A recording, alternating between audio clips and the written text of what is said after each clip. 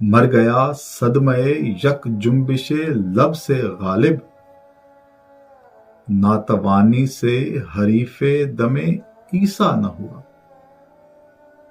आइए अब इस शेर में मौजूद मुश्किल अल्फाज के मानी देखते हैं। सदमा तकलीफ, यक जुम्बिश लब, यक कहते हैं फारसी में एक को, जुम्बिश लब, जुम्बिश से मुराद हरकत, लब की यानी होंठ की एक हरकत से।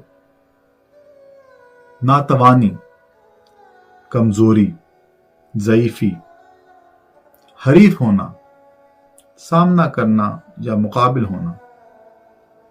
दमे ईसा, दम कहते हैं सांस को या फूंक को। दमे ईसा हजरत ईसा की फूंक, जिससे वो बीमारों को शफायाब और मुर्दों को जिंदा किया करते थे। मर गया सदमे यक जुम्बिशे लब से गालिब, गालिब मर गया। कैसे? सदमे से यानी तकलीफ से।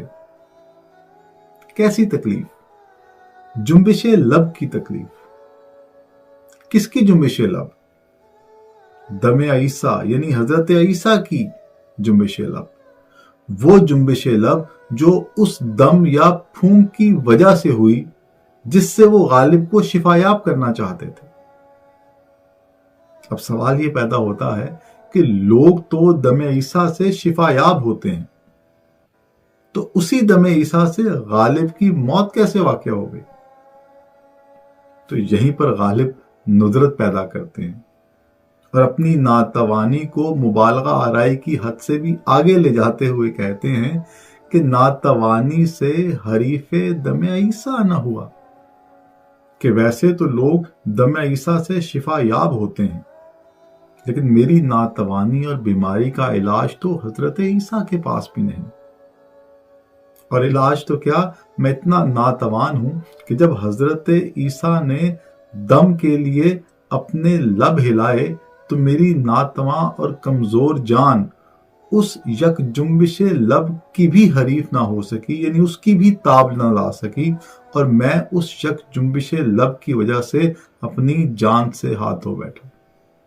गालिब ने अपनी नातवानी की हद को जाहिर करने के लिए दमे ईसा को भी गैर मुअस्सर करार दे दिया।